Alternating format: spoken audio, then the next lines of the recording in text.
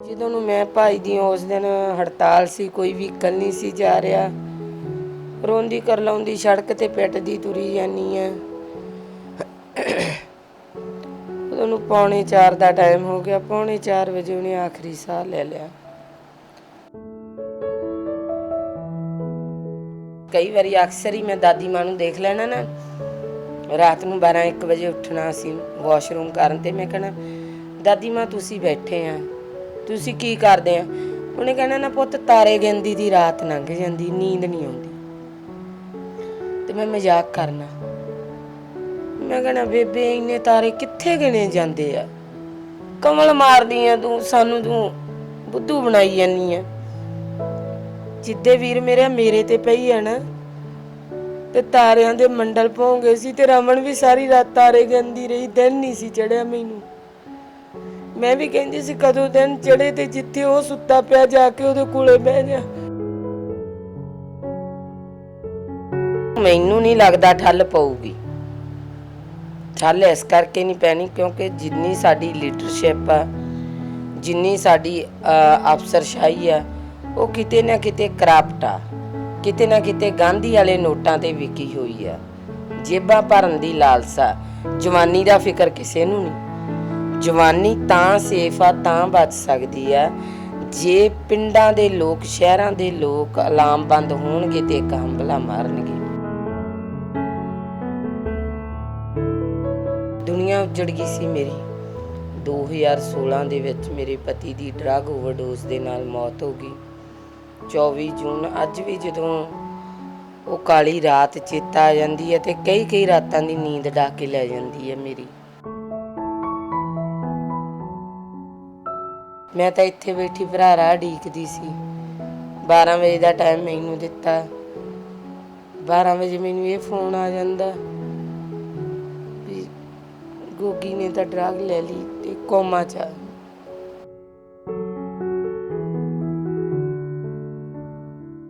ਜੂਨ 3:45 ਵਜੇ ਦਾ ਟਾਈਮ ਸੀ 2016 ਦਾ, ਜਦੋਂ ਵੈਨਾਂ ਦੇ ਵਿੱਚ ਚੀਖ ਚਿੰਗਿਆੜਿਆਂ ਦੇ ਵਿੱਚ ਇਹ ਆਵਾਜ਼ ਬਦਲ ਗਈ।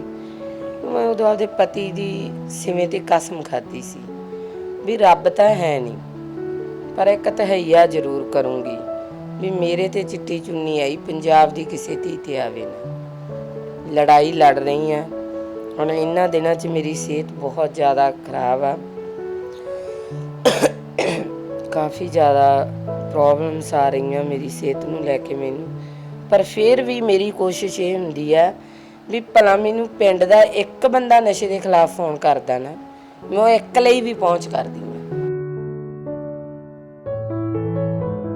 ਸਟੰਟਬਾਜ਼ੀਆਂ ਨੇ ਸਰਕਾਰਾਂ ਦੀਆਂ ਭਰਾਵਾ।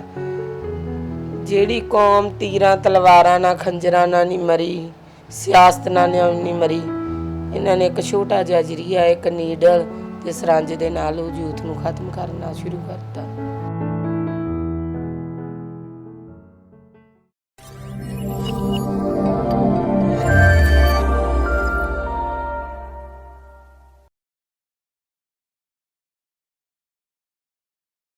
ਸਤਿ ਸ੍ਰੀ ਅਕਾਲ ਜੀ। ਪੰਜਾਬ ਨਿਊਜ਼ ਦੇਖ ਰਹੇ ਹੋ ਤੇ ਮੈਂ ਆ ਸੁਖਬੀਰ ਸਿੰਘ ਚੈਣਾ। ਪੰਜਾਬ ਦੀ ਧਰਤੀ ਨੂੰ 5 ਦਰਿਆਵਾਂ ਦੀ ਧਰਤੀ ਕਿਹਾ ਜਾਂਦਾ ਹੈ, ਪਰ ਪਿਛਲੇ 15 ਸਾਲਾਂ ਦੀ ਗੱਲ ਆਪਾਂ ਕਰੀਏ ਤੇ ਪੰਜਾਬ ਦੀ ਧਰਤੀ ਦੇ ਉੱਤੇ ਇੱਕ 6ਵਾਂ ਦਰਿਆ ਵਗ ਰਿਹਾ, ਜਿਹਨੂੰ ਕਹਿੰਦੇ ਨਸ਼ੇ ਦਾ ਦਰਿਆ, ਜਿਹਦੇ ਵਿੱਚ ਭਾਵੇਂ ਸ਼ਰਾਬ ਹੈ, ਸਮੈਕ ਹੈ, ਹੈਰੋਇਨ ਹੈ, ਚਿੱਟਾ। ਇਸ ਸਮੇਂ ਜਿਹੜਾ ਚਿੱਟਾ ਹੈ ਉਹ ਪੂਰੇ ਪੰਜਾਬ ਨੂੰ ਘੁਣ ਦੇ ਵਾਂਗ ਖਾ ਰਿਹਾ, ਪੰਜਾਬ ਦੀ ਜਵਾਨੀ ਨੂੰ, ਪੰਜਾਬ ਦੇ ਆਉਣ ਵਾਲੇ ਭਵਿੱਖ ਨੂੰ। ਦਰਸ਼ਕੋ, ਬੰਦੇ ਦੀ ਜ਼ਿੰਦਗੀ ਦੀਆਂ 2 ਕਹਾਣੀਆਂ ਹੁੰਦੀਆਂ ਨੇ, ਇੱਕ ਹੁੰਦੀ ਹੈ ਜੱਗ ਬੀਤੀ, ਇੱਕ ਹੁੰਦੀ ਹੈ ਹੱਡ ਬੀਤੀ। ਅੱਜ ਤੁਹਾਨੂੰ ਅਸੀਂ ਇੱਕ ਐਸੀ ਪੰਜਾਬ ਦੀ ਧੀ ਨਾਲ ਮਿਲਾਉਣ ਜਾ ਰਹੇ ਹਾਂ ਜਿਹਦੀ ਕਹਾਣੀ ਜੱਗ ਬੀਤੀ ਨਹੀਂ, ਹੱਡ ਬੀਤੀ ਹੈ। ਚਿੱਟਾ, ਨਸ਼ਾ ਕਿਵੇਂ ਜਵਾਨੀ ਦੀ ਉਮਰ ਦੇ ਵਿੱਚ ਜਵਾਨ ਪਤੀ ਨੂੰ ਖਾ ਗਿਆ, ਕਿਵੇਂ ਇੱਕ ਜਵਾਨ ਪੰਜਾਬ ਦੀ ਧੀ ਨੂੰ ਆਪਣੇ ਪਤੀ ਤੋਂ ਬੇਸਹਾਰਾ ਹੋਣਾ ਪਿਆ। ਨਸ਼ਾ ਕਿੱਦਾਂ ਲੋਕਾਂ ਤੱਕ ਪਹੁੰਚਦਾ ਹੈ, ਕਿੱਦਾਂ ਪੰਜਾਬ ਦੇ ਨੌਜਵਾਨ ਨਸ਼ੇ ਦੀ ਮਾਰ ਹੇਠ ਆ ਜਾਂਦੇ ਨੇ, ਔਰ ਕਿੱਦਾਂ ਫਿਰ ਘਰ ਨੇ ਜਿਹੜੇ ਬੱਚੇ ਨੇ ਜਿਹੜੇ ਉਹ ਬਾਪ ਤੋਂ ਬੇਸਹਾਰਾ ਅਨਾਥ ਜੀਵਨ ਵਾਂਗ ਜ਼ਿੰਦਗੀ ਜਿਉਣ ਲਈ ਮਜਬੂਰ ਹੋ ਜਾਂਦੇ ਨੇ। ਅੱਜ ਐਸੀ ਇੱਕ ਬੱਚੀ ਦੀ ਕਹਾਣੀ, ਔਰ ਉਹ ਕਈ ਵਾਰ ਬੰਦਾ ਜ਼ਿੰਦਗੀ ਤੋਂ ਹਾਰ ਮੰਨ ਲੈਂਦਾ ਹੈ, ਪਰ ਪੰਜਾਬ ਦੀ ਧਰਤੀ ਦੇ ਇੱਕ ਐਸੀ ਅਣਖੀਲੀ ਧੀ ਵੀ ਹੈ, ਇੱਕ ਐਸੀ ਅਣਖੀਲੀ ਬੱਚੀ ਹੈ ਜਿਹਨੇ ਨਸ਼ੇ ਦੇ ਨਾਲ ਉਹਦਾ ਘਰ ਉਜੜਿਆ, ਉਹਦਾ ਪਤੀ ਖਤਮ ਹੋ ਗਿਆ, ਫਿਰ ਪਰਨ ਕੀਤਾ। ਇਸ ਨਸ਼ੇ ਨੇ ਮੇਰੇ ਘਰ ਨੂੰ ਉਜਾੜ ਦਿੱਤਾ ਹੈ, ਪਰ ਹੁਣ ਮੈਂ ਅੱਗੇ ਕਿਸੇ ਹੋਰ ਦਾ ਘਰ ਨਹੀਂ ਉਜੜਨ ਦੇਣਾ। ਮੈਂ ਆਪਣੀ ਕਿਸੇ ਹੋਰ ਭੈਣ ਨੂੰ ਵਿਧਵਾ ਨਹੀਂ ਹੋਣ ਦੇਣਾ, ਕਿਸੇ ਹੋਰ ਬੱਚਿਆਂ ਨੂੰ ਅਨਾਥ ਨਹੀਂ ਹੋਣ ਦੇਣਾ। ਸੋ ਉਹ ਜਾਗਰਤ ਝੰਡਾ ਚੁੱਕ ਕੇ ਉਸ ਪੰਜਾਬ ਦੀ ਧੀ ਨੇ ਪੰਜਾਬ ਦੇ ਵਿੱਚ ਵਿਚਰਨਾ ਸ਼ੁਰੂ ਕੀਤਾ। ਸਮੱਸਿਆਵਾਂ ਵੀ ਆਈਆਂ, ਉਲਝਣਾਂ ਵੀ ਆਈਆਂ, ਸਾਰੀਆਂ ਗੱਲਾਂ ਆਪਾਂ ਜਾਣਾਂਗੇ। ਅੱਜ ਸਾਡੇ ਨਾਲ ਨੇ ਰਮਨਦੀਪ ਕੌਰ ਮਰਖਾਈ। ਇਹਨਾਂ ਦੀ ਜ਼ਿੰਦਗੀ ਦੀ ਕਹਾਣੀ, ਦੁੱਖਾਂ ਦੀ ਕਹਾਣੀ, ਇਹਨਾਂ ਦੇ ਸੰਘਰਸ਼ ਦੀ ਕਹਾਣੀ ਨੂੰ ਆਪਾਂ ਜਾਣਨਾ ਹੈ। ਆਓ ਸਭ ਤੋਂ ਪਹਿਲਾਂ ਉਹਨਾਂ ਦਾ ਸਵਾਗਤ ਕਰਦੇ ਹਾਂ। ਭੈਣ ਜੀ ਸਤਿ ਸ੍ਰੀ ਅਕਾਲ ਜੀ, ਸਵਾਗਤ ਹੈ। ਹਾਂਜੀ, ਸਤਿ ਸ਼੍ਰੀ ਅਕਾਲ ਵੀਰ ਜੀ। ਸਾਰੇ ਪੰਜਾਬ ਨਿਊਜ਼ ਚੈਨਲ ਵਾਲਿਆਂ ਦਾ, ਸਰੋਤਿਆਂ ਦਾ ਮੇਰੇ ਵੱਲੋਂ ਬਹੁਤ ਬਹੁਤ ਧੰਨਵਾਦ, ਜਿਨ੍ਹਾਂ ਨੇ ਜਨਤਾ ਦੇ ਰੂਬਰੂ ਕਰਵਾਇਆ। ਭੈਣ ਜੀ, ਜੱਗ ਬੀਤੀ ਤੇ ਹੱਡ ਬੀਤੀ, ਤੁਹਾਡੇ ਨਾਲ ਹੱਡ ਬੀਤੀ ਹੈ। ਤੁਸੀਂ ਚਿੱਟੇ ਦੇ ਸੇਕ ਨੂੰ ਕਹਿ ਲਓ ਆਪਣੇ ਹੱਡਾਂ 'ਤੇ ਹੰਡਾਇਆ। ਤੁਹਾਡਾ ਪਤੀ ਬਿਲਕੁਲ ਜਵਾਨ ਉਮਰ ਦੇ ਵਿੱਚ ਉਹ ਇਸ ਸੰਸਾਰ ਤੋਂ ਚਲਾ ਗਿਆ। ਉਹ ਕਹਾਣੀ ਕਿੱਦਾਂ ਸੀ ਸਾਰੀ? ਦੇਖੋ ਜੀ, ਜੇ ਉਸ ਦਰਦ ਨੂੰ ਕਹੀਏ ਸ਼ਬਦਾਂ 'ਚ ਬਿਆਨ ਕਰ ਲਈਏ ਤਾਂ ਇਹ ਹੋ ਹੀ ਨਹੀਂ ਸਕਦਾ। ਪਤੀ ਦਾ ਤੁਰ ਜਾਣਾ ਔਰਤ ਲਈ ਸਭ ਤੋਂ ਵੱਡਾ ਅਕਹਿ ਤੇ ਅਸਹਿ ਵਿਛੋੜਾ ਹੁੰਦਾ, ਕਿਉਂਕਿ ਹਸਬੈਂਡ ਵਾਈਫ ਇੱਕ ਉਹ ਗੱਡੀ ਦੇ ਦੋ ਪਹੀਏ ਆ ਜਿਨ੍ਹਾਂ 'ਚੋਂ ਕੋਈ ਇੱਕ ਵੀ ਲੈ ਜੇ ਨਾ ਤੇ ਗੱਡੀ ਲੀਹ ਤੋਂ ਲੈ ਜਾਂਦੀ ਹੈ। ਦੁਨੀਆ ਉੱਜੜ ਗਈ ਸੀ ਮੇਰੀ। 2016 ਦੇ ਵਿੱਚ ਮੇਰੇ ਪਤੀ ਦੀ ਡਰੱਗ ਓਵਰਡੋਜ਼ ਦੇ ਨਾਲ ਮੌਤ ਹੋ ਗਈ। 24 ਜੂਨ ਅੱਜ ਵੀ ਜਦੋਂ ਉਹ ਕਾਲੀ ਰਾਤ ਚੇਤਾ ਆ ਜਾਂਦੀ ਹੈ ਤੇ ਕਈ ਰਾਤਾਂ ਦੀ ਨੀਂਦ ਡਾਹ ਕੇ ਲੈ ਜਾਂਦੀ ਹੈ ਮੇਰੀ। ਜਿਹੜਾ ਸਰਕਾਰਾਂ ਕਹਿੰਦੀਆਂ ਕਿ ਹਾਂ ਨਸ਼ਾ ਕਿੱਥੇ ਆ, ਫਿਰ ਇਹੀ ਸਰਕਾਰਾਂ ਸਟੇਜਾਂ ਤੋਂ ਅਨਾਉਂਸ ਕਰਦੀਆਂ ਇਲੈਕਸ਼ਨਸ ਟਾਈਮ 'ਤੇ ਕਿ ਚਿੱਟੇ ਦੀ ਮਾਰ ਪੈ ਗਈ ਜੀ, 6ਵਾਂ ਦਰਿਆ ਨਸ਼ਿਆਂ ਦਾ ਵਗ ਗਿਆ। 5 ਆਬਾਂ ਦੀ ਧਰਤੀ ਹੈ ਜਿਹੜੀ ਇਹਨੂੰ ਗ੍ਰਹਿ ਲੱਗ ਗਿਆ। 6ਵਾਂ ਆਬਾ ਜਿਹੜਾ 6ਵਾਂ ਦਰਿਆ ਉਹ ਨਸ਼ਿਆਂ ਦਾ ਵਗ ਚੁੱਕਿਆ, ਅਤੇ ਜਿਹਨੂੰ ਮੈਨੂੰ ਨਹੀਂ ਲੱਗਦਾ ਠੱਲ ਪਊਗੀ। ਠੱਲ ਇਸ ਕਰਕੇ ਨਹੀਂ ਪੈਣੀ ਕਿਉਂਕਿ ਜਿੰਨੀ ਸਾਡੀ ਲੀਡਰਸ਼ਿਪ ਆ, ਜਿੰਨੀ ਸਾਡੀ ਅਫਸਰਸ਼ਾਹੀ ਆ, ਉਹ ਕਿਤੇ ਨਾ ਕਿਤੇ ਕਰਪਟ ਆ, ਕਿਤੇ ਨਾ ਕਿਤੇ ਗਾਂਧੀ ਵਾਲੇ ਨੋਟਾਂ 'ਤੇ ਵਿਕੀ ਹੋਈ ਆ। ਜੇਬਾਂ ਭਰਨ ਦੀ ਲਾਲਸਾ, ਜਵਾਨੀ ਦਾ ਫਿਕਰ ਕਿਸੇ ਨੂੰ ਨਹੀਂ। ਜਵਾਨੀ ਤਾਂ ਸੇਫ ਆ, ਤਾਂ ਬਚ ਸਕਦੀ ਆ ਜੇ ਪਿੰਡਾਂ ਦੇ ਲੋਕ, ਸ਼ਹਿਰਾਂ ਦੇ ਲੋਕ ਅਲਾਮਬੰਦ ਹੋਣਗੇ ਅਤੇ ਇੱਕ ਹੰਭਲਾ ਮਾਰਨਗੇ। ਫਿਰ ਮੈਂ ਮੁੜ ਕੇ ਆਪਦੀ ਗੱਲ ਲਾਉਣੀ ਆ ਕਿ 2011 ਦੇ ਵਿੱਚ ਮੇਰੀ ਮੈਰਿਜ ਹੋਈ ਸੀ। ਮੈਰਿਜ ਤੋਂ ਥੋੜ੍ਹੇ ਦਿਨ ਬਾਅਦ ਹੀ ਪਤਾ ਲੱਗ ਗਿਆ ਸੀ ਕਿ ਪਤੀ ਡਰੱਗ ਅਫੈਕਟਡ ਨੇ। ਕੋਸ਼ਿਸ਼ ਵੀ ਕੀਤੀ ਗਈ, ਪਰ ਉਦੋਂ ਇਹਨਾਂ ਚੀਜ਼ਾਂ ਦਾ ਐਂ ਨਹੀਂ ਸੀ ਪਤਾ ਵੀ ਇਹ ਜਿਹੜਾ ਚਿੱਟਾ ਇਹ ਐਂ ਬੰਦੇ ਨੂੰ ਡੈਮੇਜ ਕਰਦਾ ਜਾਂ ਇਹ ਬੰਦਾ ਮਰਦਾ। ਜਦੋਂ ਉਹ ਚੀਜ਼ ਸਾਹਮਣੇ ਆਈ ਉਦੋਂ ਕਹਿੰਦੇ ਆ ਨਾ ਵੀਰ ਮੇਰਾ, ਲੰਘੇ ਪਾਣੀ ਕਦੇ ਪਿੱਛੇ ਨਹੀਂ ਮੁੜਦੀ। ਉਦੋਂ ਪਾਣੀ ਵਹਿ ਗਏ ਸੀ ਅਤੇ ਪਿੱਛੇ ਮੁੜਨਾ ਤਾਂ ਬੜਾ ਮੁਸ਼ਕਲ ਸੀਗਾ। ਇੱਕ ਔਰਤ ਨੂੰ ਇਹ ਪਤਾ ਹੋਵੇ ਵੀ ਮੇਰਾ ਪਤੀ ਜਿਹੜਾ 2 ਤੋਂ 2.5 ਸਾਲ ਦਾ ਇਸ ਦੁਨੀਆ 'ਤੇ ਆ ਪ੍ਰਾਹੁਣਾ, ਆਏ ਦਿਨ ਉਹ ਔਰਤ ਤੁਸੀਂ ਆਪ ਅੰਦਾਜ਼ਾ ਲਾ ਲਓ, ਮਾਪ ਲਾ ਲਓ ਵੀ ਕਿਵੇਂ ਮਰਦੀ ਹੋਊਗੀ। ਜ਼ਿਆਦਾ ਵੱਧ ਟਾਈਮ ਉਹਨੇ ਸੌਂ ਲੈਣਾ ਤਾਂ ਵੀ ਮਨ 'ਚ ਇੱਕ ਹੌਂਕਾ ਸੀ ਵੀ ਡਾਕਟਰਸ ਨੇ ਆਹ ਗੱਲ ਕਹੀ ਸੀ, ਕਿਉਂਕਿ ਉਹਦੇ ਔਰਗਨਸ ਪਾਰਟ ਡੈਮੇਜ ਹੋ ਚੁੱਕੇ ਸੀ, ਅੰਦਰ ਉਹਦਾ ਖਤਮ ਹੋ ਚੁੱਕਿਆ ਸੀਗਾ। ਅੰਤ ਉਹ ਵੀ ਕਲੈਣੀ ਘੜੀ ਆ ਗਈ। 24 ਜੂਨ ਪੌਣੇ 4 ਵਜੇ ਦਾ ਟਾਈਮ ਸੀ 2016 ਦਾ, ਜਦੋਂ ਵੈਨਾਂ ਦੇ ਵਿੱਚ ਚੀਖ ਚੰਗਿਆੜਿਆਂ ਦੇ ਵਿੱਚ ਇਹ ਆਵਾਜ਼ ਬਦਲ ਗਈ। ਮੈਂ ਉਦੋਂ ਆਪਦੇ ਪਤੀ ਦੀ ਸਿਵੇਂ 'ਤੇ ਕਸਮ ਖਾਧੀ ਸੀ ਵੀ ਰੱਬ ਤਾਂ ਹੈ ਨਹੀਂ, ਪਰ ਇੱਕ ਤਹਈਆ ਜ਼ਰੂਰ ਕਰੂੰਗੀ ਵੀ ਮੇਰੇ ਤੇ ਚਿੱਟੀ ਚੁੰਨੀ ਆਈ, ਪੰਜਾਬ ਦੀ ਕਿਸੇ ਧੀ ਤੇ ਆਵੇ ਨਾ। ਲੜਾਈ ਲੜ ਰਹੀ ਹਾਂ ਹੁਣ। ਇਹਨਾਂ ਦਿਨਾਂ 'ਚ ਮੇਰੀ ਸਿਹਤ ਬਹੁਤ ਜ਼ਿਆਦਾ ਖਰਾਬ ਆ, ਕਾਫੀ ਜ਼ਿਆਦਾ ਪ੍ਰੋਬਲਮਸ ਆ ਰਹੀਆਂ ਮੇਰੀ ਸਿਹਤ ਨੂੰ ਲੈ ਕੇ ਮੈਨੂੰ। ਪਰ ਫਿਰ ਵੀ ਮੇਰੀ ਕੋਸ਼ਿਸ਼ ਇਹ ਹੁੰਦੀ ਆ ਵੀ ਭਲਾ ਮੈਨੂੰ ਪਿੰਡ ਦਾ ਇੱਕ ਬੰਦਾ ਨਸ਼ੇ ਦੇ ਖਿਲਾਫ ਫੋਨ ਕਰਦਾ ਨਾ, ਮੈਂ ਉਹ ਇੱਕ ਲਈ ਵੀ ਪਹੁੰਚ ਕਰਦੀ ਹਾਂ। ਕਿਉਂਕਿ ਭੈਣ ਜੀ, ਜਦੋਂ ਤੁਸੀਂ ਜਿਵੇਂ ਦੱਸਿਆ ਵੀ ਡਾਕਟਰਾਂ ਨੇ ਇਹ ਕਹਿਤਾ ਤੁਹਾਡੇ ਪਤੀ ਨੂੰ ਵੀ ਇਹ 2-2.5 ਸਾਲ ਦਾ ਮਹਿਮਾਨ ਹੈ, ਤੁਸੀਂ ਖੁਦ ਵੀ ਡਾਕਟਰ ਹੋ, ਤੁਸੀਂ ਡਿਗਰੀ ਕੀਤੀ ਹੋਈ ਹੈ, ਫਿਰ ਉਸ ਤੋਂ ਬਾਅਦ ਤੁਸੀਂ ਸਮਝਾਉਂਦੇ ਤਾਂ ਹੋਵੋਗੇ, ਯਤਨ ਕਰਦੇ ਹੋਵੋਗੇ, ਜਦੋਂ ਤੁਹਾਡੇ ਕੋਲੇ ਬੈਠਦਾ ਹੋਣਾ ਤੁਹਾਡਾ ਪਤੀ, ਉਦੋਂ ਕੀ ਤੁਹਾਨੂੰ ਕਹਿੰਦਾ ਸੀ? ਉਹਨੂੰ ਵੀ ਤਾਂ ਪਤਾ ਲੱਗੇ ਹੋਣਾ ਵੀ ਮੈਨੂੰ ਡਾਕਟਰਾਂ ਨੇ ਇੰਝ ਕਹਿਤਾ ਵੀ 2-2.5 ਸਾਲ ਦਾ ਸਮਾਂ। ਨਹੀਂ, ਉਹ ਬੰਦਾ ਨਾ ਦਲੇਰ ਬਹੁਤ ਸੀ, ਬਹੁਤ ਦਲੇਰ ਸੀ ਉਹ ਬੰਦਾ। ਇੰਨਾ ਕੁ ਦਲੇਰ ਸੀ ਉਹ ਬੰਦਾ, ਕਹਿ ਦਿੰਦਾ ਸੀ ਅੱਧਾ ਵੱਢਿਆ ਪਿਆ ਬੰਦਾ ਸੀ ਨਹੀਂ ਸੀ ਕਰਦਾ ਉਹ। ਜਦੋਂ ਉਹਨੂੰ ਆ ਡਰਾਉਣ ਧਮਕਾਉਣ ਵਾਲੀਆਂ ਗੱਲਾਂ ਤਾਂ ਉਹਦੇ ਖਾਨੇ ਤੋਂ ਬਾਹਰ ਦੀਆਂ ਸੀ। ਇਹਨਾਂ ਚੀਜ਼ਾਂ ਨੂੰ ਤਾਂ ਉਹ ਸਮਝਦਾ ਹੀ ਕੁਛ ਨਹੀਂ ਸੀ। ਜੇ ਕਦੇ ਉਹਨੂੰ ਗੱਲ ਕਰਦੇ ਨਹੀਂ ਵੀ ਹਾਂ ਬੱਚਾ ਰੁਲ ਜੂ, ਮੈਂ ਰੁਲ ਜੂ, ਸਪਾਟ ਡੈਮੇਜ ਹੋ ਜਾਣਗੇ, ਉਹ ਕਹਿੰਦੇ ਕੁਛ ਨਹੀਂ ਹੁੰਦਾ ਇਹਨਾਂ ਚੀਜ਼ਾਂ ਨਾਲ, ਇਹ ਐਵੇਂ ਲੋਕ ਡਰਾਉਂਦੇ ਨੇ। ਪਰ ਇੱਕ ਦਿਨ ਇਹੋ ਜਿਹਾ ਆਇਆ ਵੀ ਜਦੋਂ ਬੰਦਾ ਇੰਨਾ ਕੁ ਜ਼ਿਆਦਾ ਡਰਿਆ ਅਤੇ ਇੰਨਾ ਕੁ ਜ਼ਿਆਦਾ ਸਹਿਮਿਆ ਹੋਇਆ ਆ, ਉਹਦੇ ਨਾਲ ਕਿਸੇ ਫਰੈਂਡ ਦੀ ਡੈਥ ਹੋ ਗਈ ਡਰੱਗ ਓਵਰਡੋਜ਼ ਦੇ ਨਾਲ, ਇੰਜੈਕਟ ਕਰਕੇ। ਉਹਦੀ ਮੌਤ ਤੋਂ ਆ ਰਿਹਾ ਸੀ ਉਹ ਬੰਦਾ। 1 ਹਫ਼ਤੇ ਲਈ ਘਰ ਤੋਂ ਬਾਹਰ ਨਹੀਂ ਨਿਕਲਿਆ, ਡਰ ਗਿਆ ਵੀ ਅਚਾਨਕ ਆਏ ਚੰਗਾ ਭਲਾ ਬੰਦਾ ਮਰ ਜਾਂਦਾ। ਉਹਨੇ ਅੱਖਾਂ ਸਾਹਮਣੇ ਦੇਖੀ ਮੌਤ, ਉਹਨੇ ਅੱਖਾਂ ਦੇ ਸਾਹਮਣੇ ਉਹ ਚੀਜ਼ ਨੂੰ ਦੇਖੀ। ਟਰੀਟਮੈਂਟ ਵੀ ਕਰਵਾਇਆ, ਉਹਦਾ ਕੋਈ ਕੰਮ ਨਹੀਂ ਸੀ ਮੈਂ ਉਹਨੂੰ ਕਰਨ ਦਿੰਦੀ। ਟਰੀਟਮੈਂਟ ਵੀ ਕਰਵਾਇਆ, ਇੰਨਾ ਕੁ ਵਧੀਆ ਹੋ ਗਿਆ ਸੀ ਵੀਰ ਜੀ ਉਹ ਇਨਸਾਨ ਵੀ ਮੈਂ ਕਹਿੰਦੀ ਹਾਂ ਨਾ ਵੀ ਜਿਹੜੇ ਉਹਨੇ ਪਿਛਲੇ 4 ਸਾਲਾਂ 'ਚ ਦੁੱਖ ਦਿੱਤੇ, ਉਹ ਜਿਹੜੇ ਅਗਲੇ 6 ਮਹੀਨਿਆਂ 'ਚ ਨਾ ਮੈਨੂੰ ਆਉਣ ਵਾਲੀ ਸਾਰੀ ਜ਼ਿੰਦਗੀ ਦਾ ਸੁੱਖ ਦੇ ਗਿਆ ਉਹ ਬੰਦਾ। ਵੀ ਉਹਦਾ ਬਿਹੇਵ ਹੀ ਇੰਨਾ ਚੇਂਜ ਹੋ ਗਿਆ, ਪਿਆਰ ਮਿਲਵਰਤਨ ਦੀ ਭਾਵਨਾ, ਨਸ਼ਾ ਛੱਡ ਗਿਆ ਸੀ, ਬਹੁਤ ਵਧੀਆ ਸਿਹਤ ਬਣ ਗਈ ਸੀ। ਕਹਿੰਦੇ ਨਸ਼ਾ ਨਾ ਜਿਹੜਾ ਇਹ ਬੰਦਾ ਜਦੋਂ ਛੱਡ ਕੇ ਰੀਸਟਾਰਟ ਕਰਦਾ ਨਾ ਬੰਦਾ, ਉਦੋਂ ਮਰਦਾ। ਕਿਉਂਕਿ ਉਹ ਪਹਿਲਾਂ ਵਾਲੀ ਦਲੇਰੀ 'ਚ ਕਰਦਾ ਵੀ ਮੈਂ ਇੰਨੀ ਡੋਜ਼ ਲੈਂਦਾ ਰਿਹਾ, ਮੈਨੂੰ ਕੀ ਹੋ ਗਿਆ।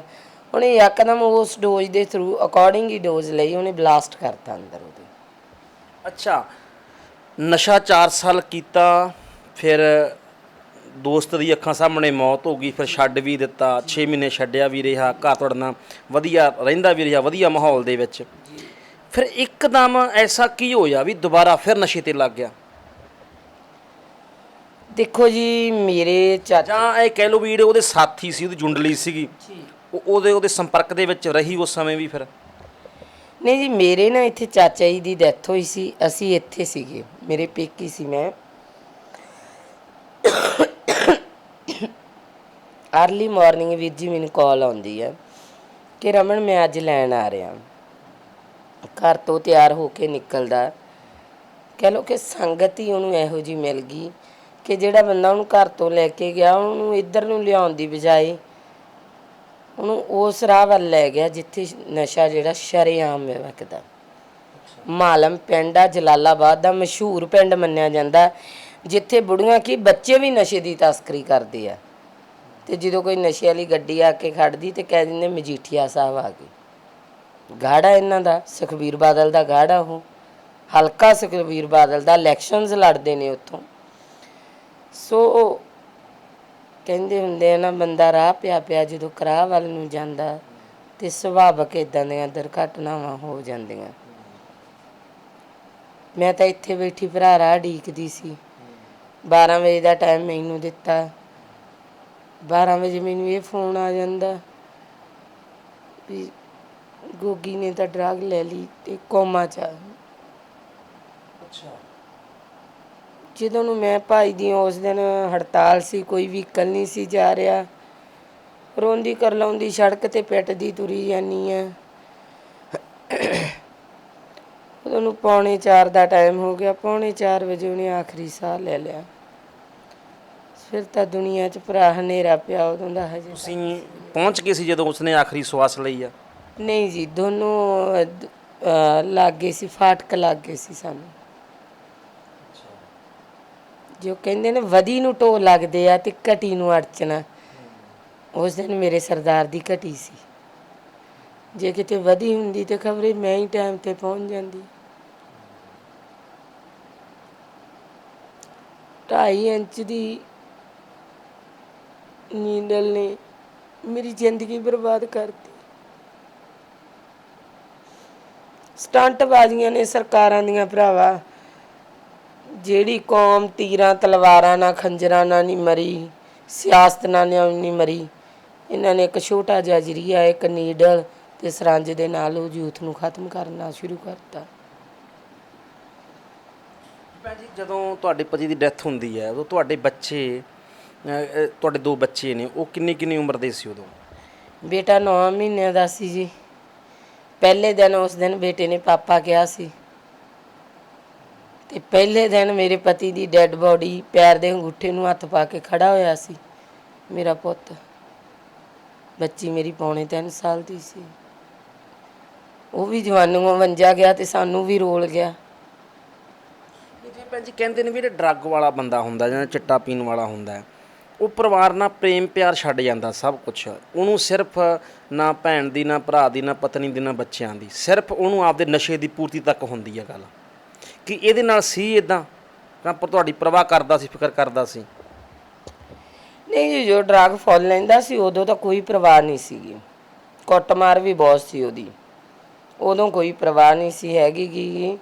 ਉਦੋਂ ਤਾਂ ਬਸ ਇੱਕ ਹੁੰਦਾ ਸੀ ਵੀ ਜਿਹੜਾ ਬੰਦਾ ਕਹਿੰਦਾ ਉਹ ਵੀ ਜ਼ਹਿਰ ਲੱਗਦਾ। ਪਰ ਜਦੋਂ ਉਹਨੂੰ ਸੋਝੀ ਆ ਗਈ ਸੀ ਉਦੋਂ ਉਹਦੇ ਲਈ ਉਹਦਾ ਬੱਚਾ, ਉਹਦੀ ਵਾਈਫ, ਉਹਦੀ ਬੱਚੀ, ਸਾਰਾ ਕੁਝ ਮੈਟਰ ਕਰਦਾ ਸੀ। ਫਿਰ ਤਾਂ ਇੱਥੋਂ ਤੱਕ ਵੀ ਹੋਣ ਲੱਗ ਜਾਂਦਾ ਸੀ ਵੀ ਜੇ ਮੈਂ ਕੰਮ ਕਰੀ ਜਾਂਦੀ, ਮੇਰਾ ਕੁਝ ਦੁਖਦਾ ਤੇ ਕਹਿੰਦੇ ਨਾ ਰਮਨ ਤੂੰ ਪੈ ਜਾ, ਬਹਿ ਜਾ। ਤੇ ਪਹਿਲਾਂ ਬਿਹੇਵ ਵੀ ਉਹਦਾ ਮੇਰੇ ਪ੍ਰਤੀ ਇਸ ਤਰ੍ਹਾਂ ਦਾ ਹੁੰਦਾ ਸੀਗਾ ਵੀ ਮੈਂ ਭਲਾ ਮਰਦੀ ਹੁੰਦੀ ਸੀ, ਕਹਿ ਦਿੰਦਾ ਸੀ ਆਹ ਚੀਜ਼ ਚਾਹੀਦੀ ਹੈ ਤਾਂ ਦੇ, ਫੜਾ, ਬਣਾ। ਵੀ ਪਹਿਲਾਂ ਦਾ ਰੂਟੀਨ ਹੁੰਦਾ ਸੀ ਰਾਤ ਨੂੰ 1-1 ਵਜੇ ਆਉਣਾ ਤੇ ਫੁਲਕਾ ਉਹਨੇ ਉਦੋਂ ਹੀ ਖਾਣਾ ਜਦੋਂ ਉਹਨੇ ਆਉਣਾ, ਉਦੋਂ ਲੈਣਾ।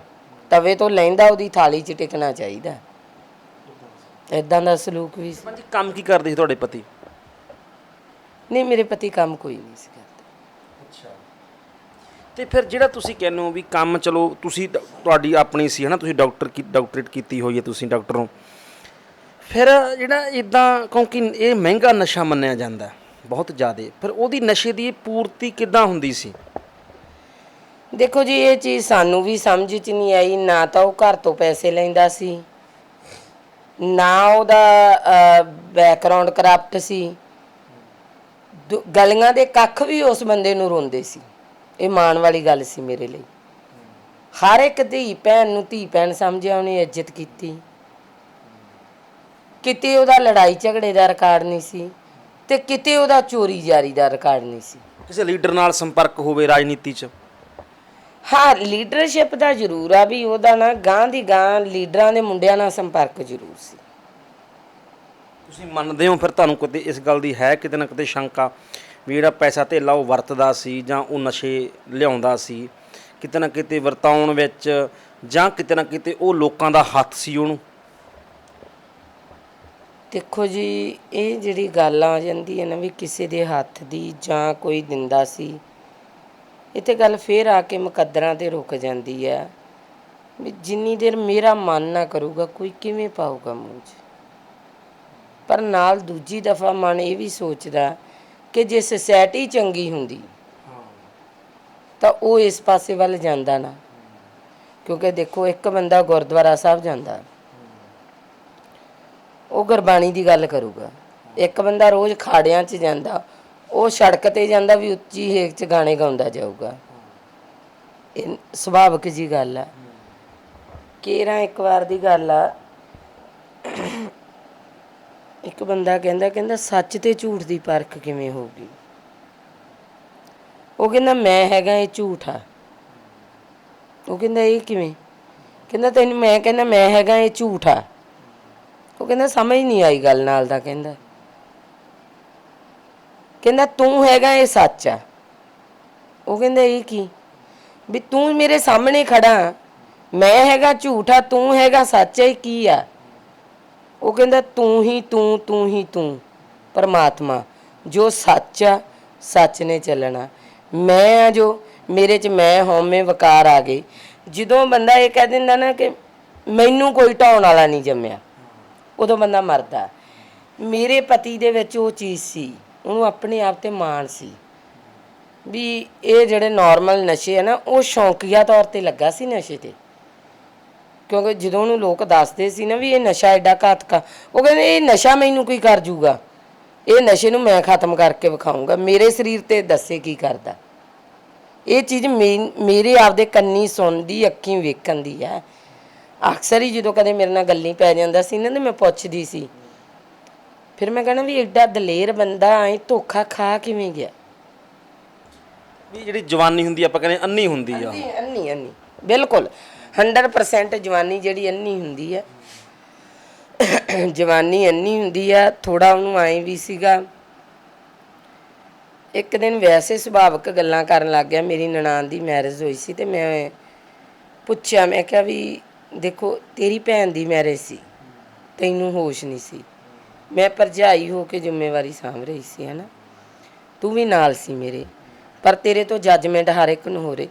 ਮੈਂ ਕਿਹਾ ਮੈਨੂੰ ਦੱਸੋ ਤਾਂ ਸਹੀ ਤੁਸੀਂ ਕਿੰਨਾ।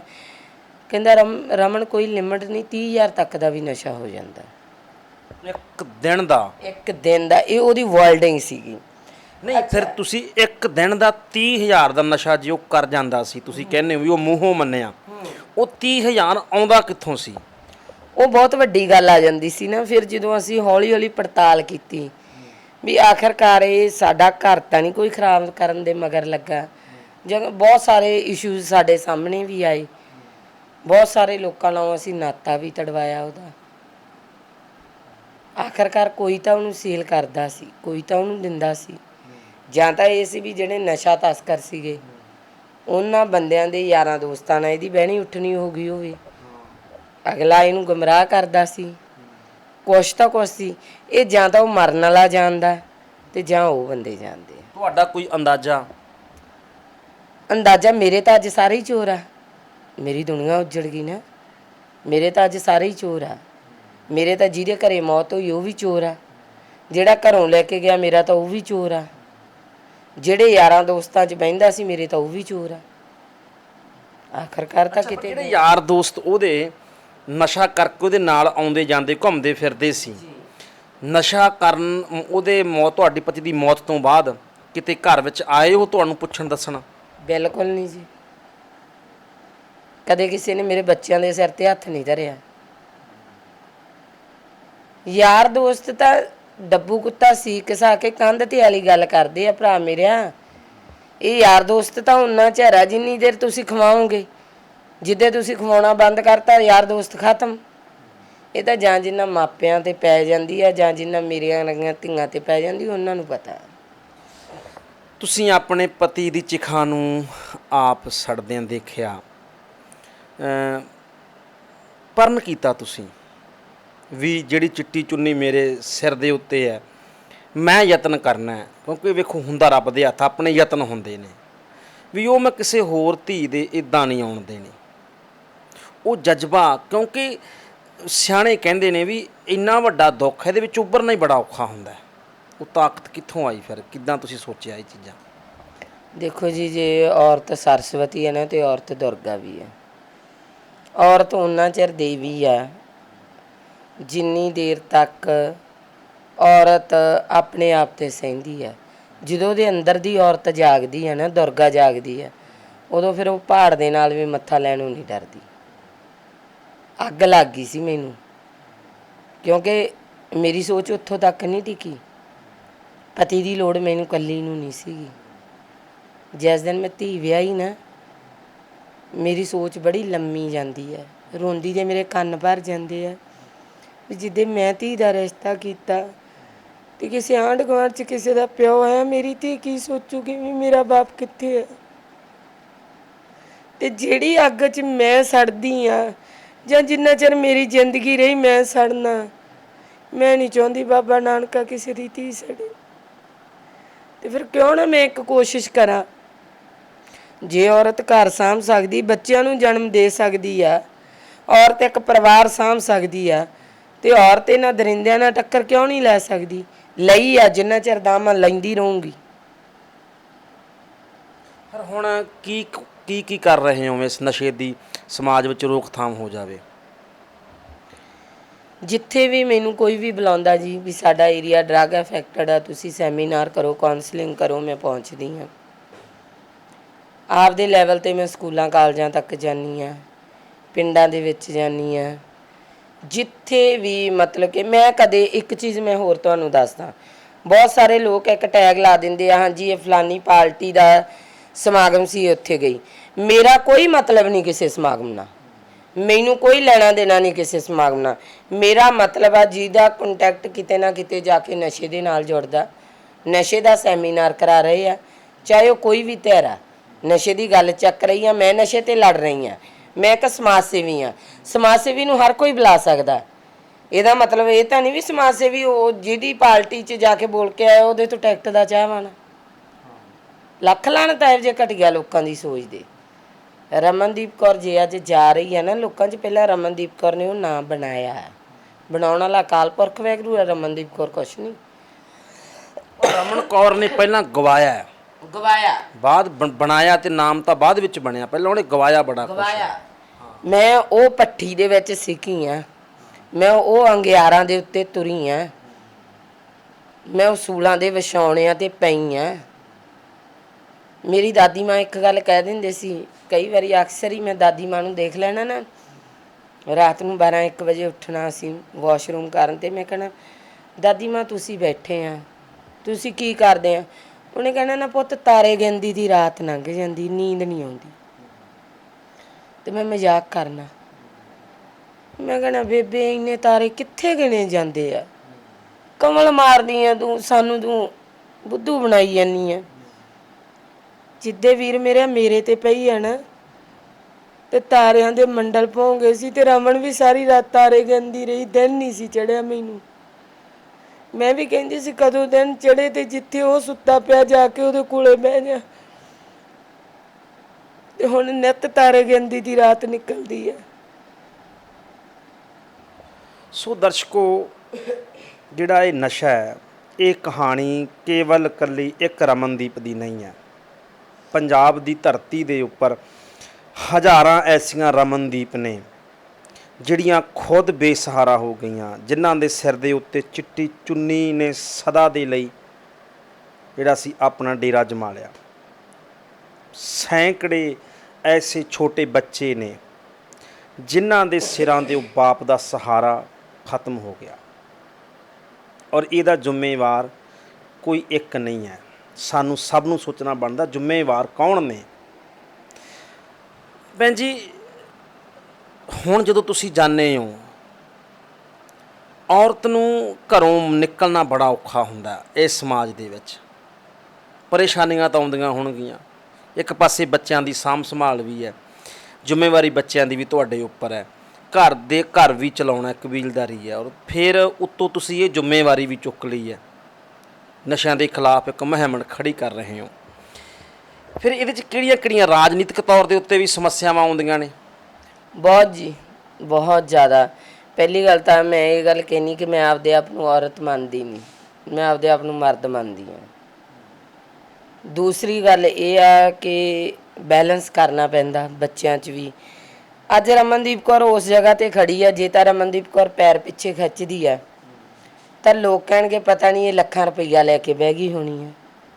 ਕੋਈ ਕਹੂਗਾ ਰਮਨਦੀਪ ਡਰਦੀ ਬਹਿ ਗਈ, ਕੋਈ ਕਹੂਗਾ ਇਹਨੇ ਘਰ ਬਹੁਤ ਜੋੜ ਲਿਆ ਹੋਣਾ, ਇਹਨੇ ਕਮਾਈ ਕਰ ਲਈ ਰੱਜਵੀਂ, ਹੁਣ ਬਹਿ ਕੇ ਖਾਊਗੀ। ਦੁਨੀਆ ਦੋ ਮੂੰਹਾਂ ਸੱਪ ਆ, ਜਿਹਨੇ ਡੰਗ ਮਾਰਨਾ ਹੀ ਮਾਰਨਾ, ਚਾਹੇ ਤੁਹਾਨੂੰ ਪੂਛ ਵਾਲੇ ਪਾਸਿਓਂ ਮਾਰ ਜੇ ਤੇ ਚਾਹੇ ਤੁਹਾਨੂੰ ਮੂੰਹ ਵਾਲੇ ਪਾਸਿਓਂ ਮਾਰ ਜੇ। ਰਹੀ ਗੱਲ ਰਾਜਨੀਤਿਕ ਪਾਰਟੀਆਂ ਦੀ, ਇੰਟਰਨੈਸ਼ਨਲ ਲੈਵਲ 'ਤੇ ਮੈਨੂੰ ਧਮਕੀਆਂ ਵੀ ਆਈਆਂ, ਬੱਚੇ ਚੱਕਣ ਦੀਆਂ ਆਈਆਂ, ਮੈਨੂੰ ਮਾਰਨ ਦੀਆਂ ਆਈਆਂ, ਰਿਵਾਲਵਰ ਮਗਰ ਲੈ ਕੇ ਵੀ ਲੱਗਦੇ ਰਹੇ। ਸੋਸ਼ਲ ਮੀਡੀਆ 'ਤੇ ਤੁਸੀਂ ਭਲੀ ਭਾਂਤ ਜਾਣੂ, ਇਹਨਾਂ ਦੇ IT ਸੈੱਲ ਬਣੇ ਵੇ ਆ, ਫੇਕ ਆਈਡੀਆਂ ਬਣੀਆਂ, ਜਿਨ੍ਹਾਂ ਦੀ ਮਾਂ ਨੂੰ ਕੋਈ ਮਕਾਨ ਨਹੀਂ ਨਾ ਲੈ ਜਾਂਦਾ, ਜਿਨ੍ਹਾਂ ਨੂੰ ਪਿੰਡ 'ਚ ਕੁੱਤੀ ਨਹੀਂ ਪੁੱਛਦੀ, ਉਹ ਉੱਠ ਕੇ ਰਮਨਦੀਪ 'ਤੇ ਕਮੈਂਟ ਕਰਨ ਲੱਗ ਜਾਂਦੇ ਆ।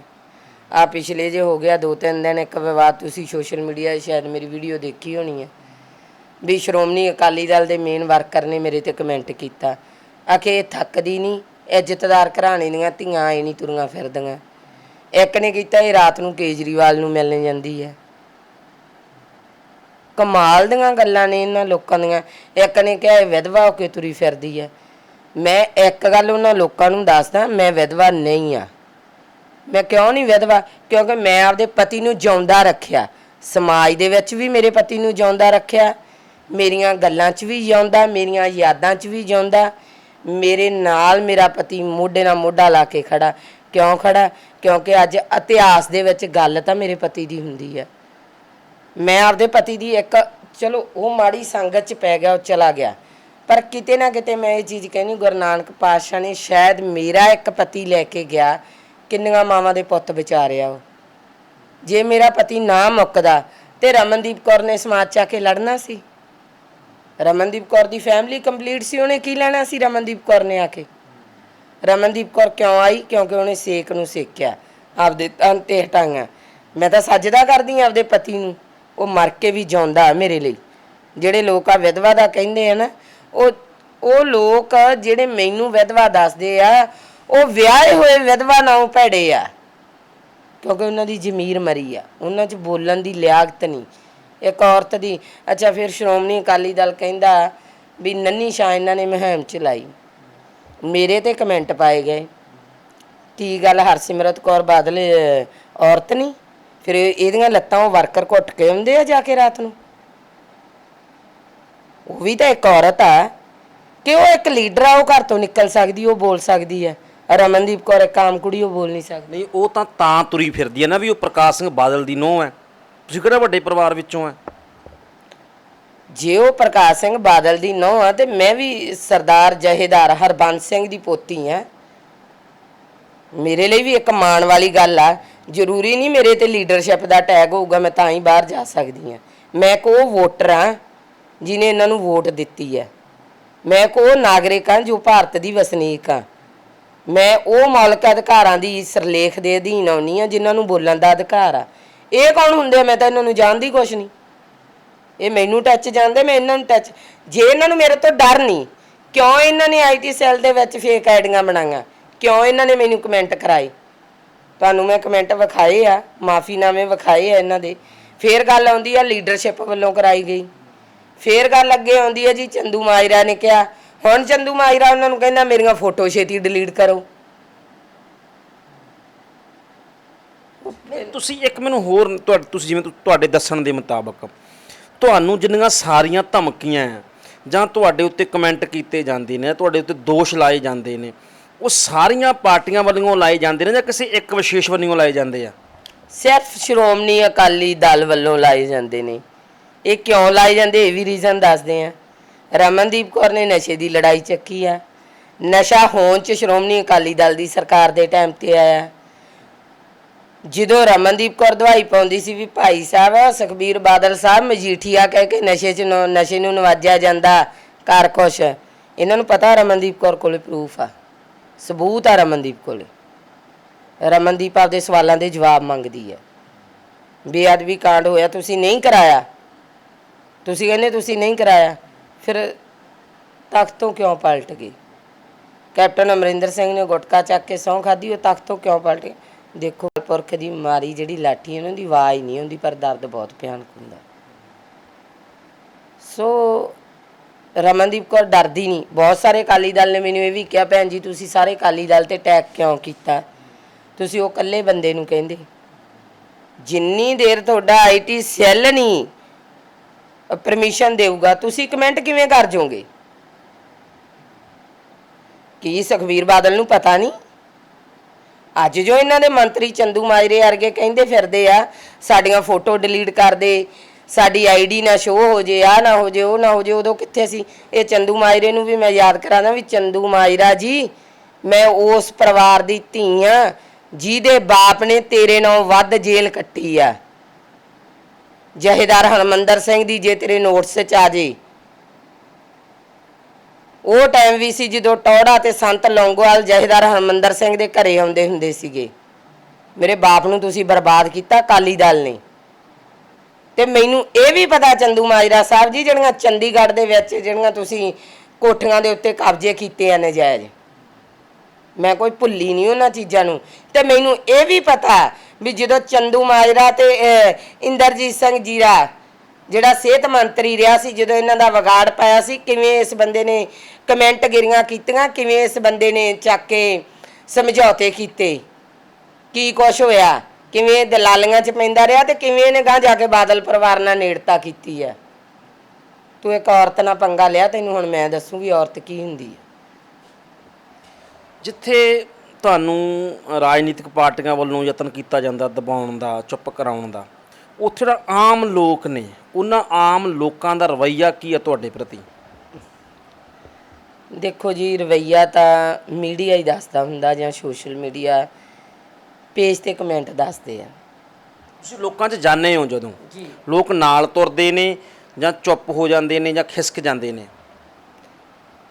ਲੋਕ ਤਾਂ ਜੀ ਬੱਚਿਆਂ ਤੱਕ ਮੇਰੇ ਕੋਲੇ ਬਹਿ ਕੇ, ਜਿਵੇਂ ਪਰਿਵਾਰ ਦੇ ਵਿੱਚ ਦੁੱਖ ਰੋਈਦਾ ਨਾ, ਲੋਕ ਐਂ ਰੋਂਦੇ ਆ ਮੇਰੇ ਕੋਲੇ। ਆ ਤੁਹਾਡੇ ਸਾਹਮਣੇ ਹੁਣ ਕਿੰਨੀਆਂ ਕਾਲਾਂ ਆਈਆਂ, ਇਹ ਉਹ ਲੋਕ ਆ ਜਿਨ੍ਹਾਂ ਨੇ ਹਾਈ ਕੋਰਟ ਤੱਕ ਐਪਲੀਕੇਸ਼ਨਾਂ ਦਿੱਤੀਆਂ ਵਾ। ਕਹਿੰਦੇ ਭੈਣ ਜੀ ਸੁਣਵਾਈ ਨਹੀਂ, ਇੱਕ ਤੁਹਾਡੇ ਤੋਂ ਆਸ ਆ ਵੀ ਤੁਸੀਂ ਸੱਚ ਦੀ ਗੱਲ ਕਰਦੇ ਆ। ਤੁਸੀਂ ਆਏ, ਤੁਹਾਡੇ ਤੋਂ ਪਹਿਲਾਂ ਕਪੂਰਥਲੇ ਦੀ ਪੰਚਾਇਤ ਬੈਠੀ ਸੀ, ਪੱਧਰੀ ਦੀ ਬੈਠੀ ਸੀ।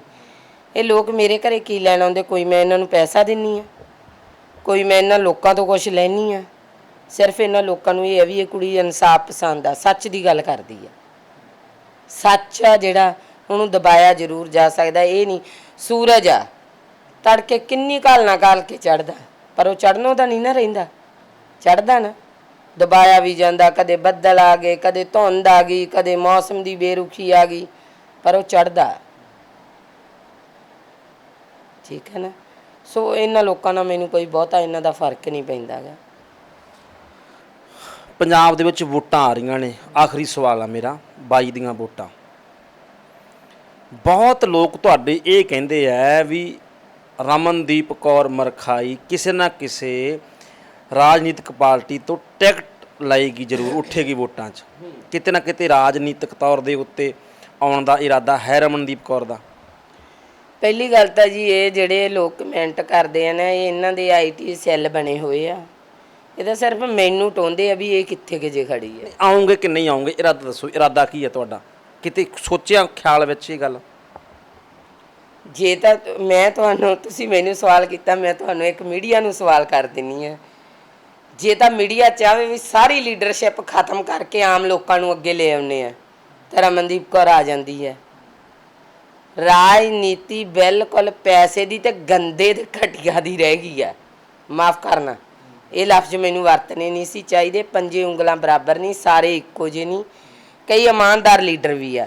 ਦੂਜੀ ਗੱਲ ਜਿਹੜੀ ਰਮਨਦੀਪ ਕੌਰ ਦੀ ਗੱਲ ਆ, ਰਮਨਦੀਪ ਕੌਰ ਦੀ ਲੜਾਈ ਆ ਨਸ਼ਿਆਂ ਦੇ ਪ੍ਰਤੀ, ਸਮਾਜ ਦੇ ਵਿੱਚ ਪਈਆਂ ਕੁਰੀਤੀਆਂ ਦੇ ਪ੍ਰਤੀ। ਰਾਜਨੀਤੀ ਨਾ ਤਾਂ ਮੈਂ ਕਰਨੀ ਆ, ਨਾ ਮੈਨੂੰ ਕਰਨ ਦੀ ਲੋੜ ਆ, ਨਾ ਹੀ ਮੈਂ ਰਾਜਨੀਤੀ ਵਾਲੇ ਪਾਸੇ ਆਉਣਾ। ਹਾਂ, ਪਰ ਜੇ ਅਕਾਲੀ ਦਲ ਮੈਨੂੰ ਚੈਲੰਜ ਕਰਦਾ ਤਾਂ ਆਜ਼ਾਦ ਖੜੂੰਗੀ। ਨਾ ਰਮਨਦੀਪ ਕੌਰ ਜਿੱਤ ਨੂੰ ਲੈ ਕੇ ਚੱਲੀ ਆ, ਨਾ ਹਾਰ ਨੂੰ ਲੈ ਕੇ ਚੱਲੀ ਆ। ਇਹਨਾਂ ਜ਼ਰੂਰ ਰਮਨਦੀਪ ਨੂੰ ਆਪਦੇ ਆਪ ਤੇ ਮਾਣ ਵੀ ਤਰੇਲੀਆਂ ਜ਼ਰੂਰ ਲਿਆ ਦੂੰਗੀ ਇਹਨਾਂ ਨੂੰ, ਘਰਾਂ 'ਚ ਤਾਂ ਨਹੀਂ ਟਿਕ ਕੇ ਬਹਿਣ ਦਿੰਦੀ। ਪਰ ਸਭ ਤੋਂ ਵੱਡੀ ਗੱਲ ਤਾਂ ਇਹ ਹੈ ਕਿ ਮੈਂ ਰਾਜਨੀਤੀ ਵਾਲੇ ਪਾਸੇ ਹੈ ਨਹੀਂ, ਨਾ ਹੀ ਮੈਂ ਰਾਜਨੀਤੀ ਕਰਨੀ। ਸੋ ਭੈਣ ਜੀ, ਤੁਹਾਡਾ ਬਹੁਤ ਬਹੁਤ ਧੰਨਵਾਦ, ਤੁਸੀਂ ਸਮਾਂ ਦਿੱਤਾ। ਧੰਨਵਾਦ ਜੀ। ਸੋ ਦਰਸ਼ਕੋ, ਇਹ ਸੀ ਰਮਨਦੀਪ ਕੌਰ ਮਰਖਾਈ। ਜ਼ਿੰਦਗੀ ਵਿੱਚ ਇੰਨੇ ਕੁ ਦੁੱਖ ਆਏ ਵੀ ਇਹ ਕਹਿ ਲਓ ਵੀ ਪੱਥਰ ਵੀ ਪਿਘਲ ਜਾਣ, ਪਰ ਪੰਜਾਬ ਦੀ ਇਸ ਧੀ ਨੇ ਦ੍ਰਿੜਤਾ ਦੇ ਨਾਲ ਆਪਣੇ ਆਪ ਨੂੰ ਸੰਭਾਲਿਆ, ਔਰ ਕੇਵਲ ਸੰਭਾਲਿਆ ਨਹੀਂ, ਸਮਾਜ ਨੂੰ ਸੰਭਾਲਣ ਦੇ ਲਈ ਝੰਡਾ ਬੁਲੰਦ ਕਰਕੇ ਪੰਜਾਬ ਦੀਆਂ ਗਲੀਆਂ ਵੱਲ ਨੂੰ ਤੁਰ ਪਈ। ਸੋ ਰਮਨਦੀਪ ਕੌਰ ਦੇ ਨਾਲ ਅਸੀਂ ਫਿਰ ਤੁਹਾਡੀ ਗੱਲਬਾਤ ਕਰਵਾਉਂਦੇ ਰਵਾਂਗੇ। ਮੈਂ ਸੁਖਬੀਰ ਸਿੰਘ ਚੈਣਾ, ਪੰਜਾਬ ਨਿਊਜ਼ ਲਈ ਧੰਨਵਾਦ।